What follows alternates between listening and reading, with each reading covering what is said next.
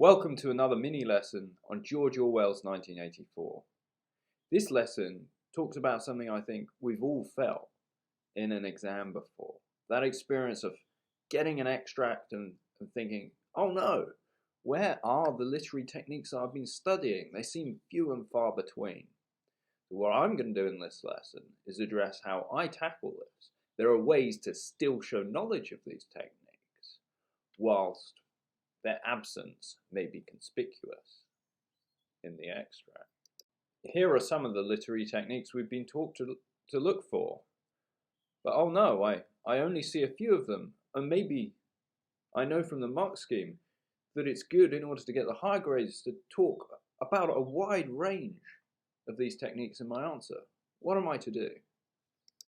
Okay, now let's turn to the extract. This is from George Orwell's 1984, and it's a description of prison.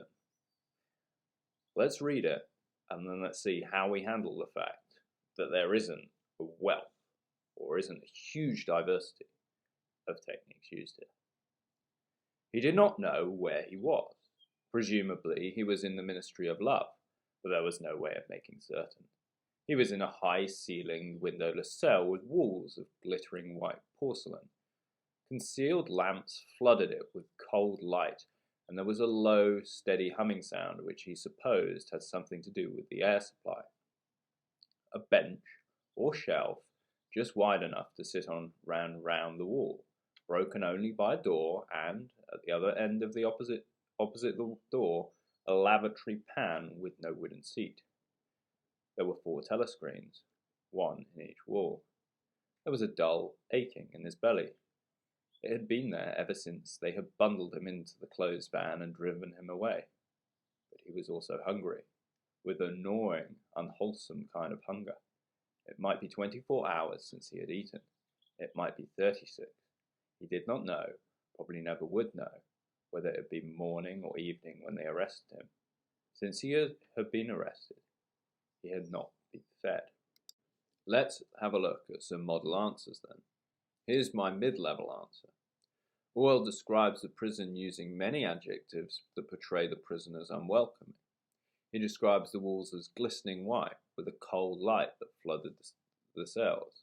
This presents the prison as uncomfortable on the eyes and lacking colour. Now, this is good. It's got made a clear point. The evidence is very relevant. And then it explains it in quite a nice, simple and tidy way. The problem here is that it's a little lacking in ambition, and we could really go a lot further. Let's see how we do that. Let's have a look at a higher level answer then. Here I try to get into why Orwell has used such a limited variety of language techniques. Here it is then. Orwell displays a dearth of language techniques in this extract. This, I believe, is done deliberately to reflect a place where imaginations are stifled. He relies, for the most part, on adjectives alone to describe the features of the prison cell. The wall is described as glittering white porcelain, and it was a high-ceilinged, windowless cell. Complex metaphors and similes derived from imaginative comparisons. However, in this place, as imaginations are stifled, things are what they are, and little more. Consequently, such techniques are absent.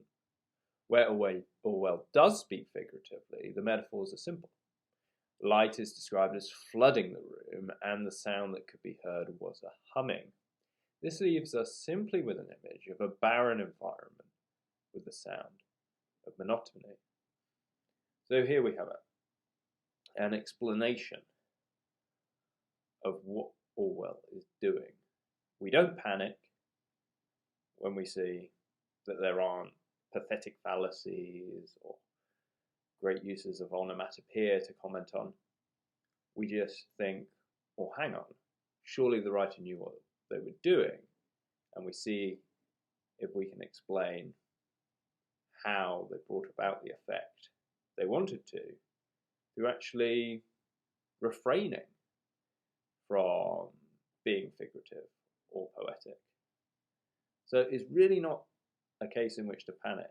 And what you might see here is, even though there were no complex metaphors and similes to comment on, I've still managed to show an understanding of why those may be used, even in their absence. And this is great. Anyway, there we have it. So there you had it, an answer that managed to comment on a variety of literary techniques, even when some of them were absent. How did I manage to do this with success? Well, two key virtues I tried to bring to the table. One, confidence. Try to believe that I could answer the question in the face of whatever difficulty might have presented itself. In this case, initially thinking, where are all the techniques I've learned about? Two, ambition. I tried to move from a mid-level answer to a higher-level answer by going for a more sophisticated analysis. It may be the case that my higher-level answer was not quite as clear as my mid-level answer. However, clarity isn't the only thing you want to go for in your answers. Ambition is hugely rewarded in the mark scheme, so don't always play it safe. If the examiner can get a really good feel for where you're coming from and see that you're beginning to engage at a higher level, they will reward that.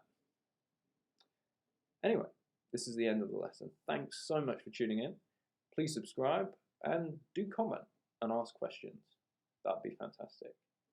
Until next time, this has been Orca Maths and English.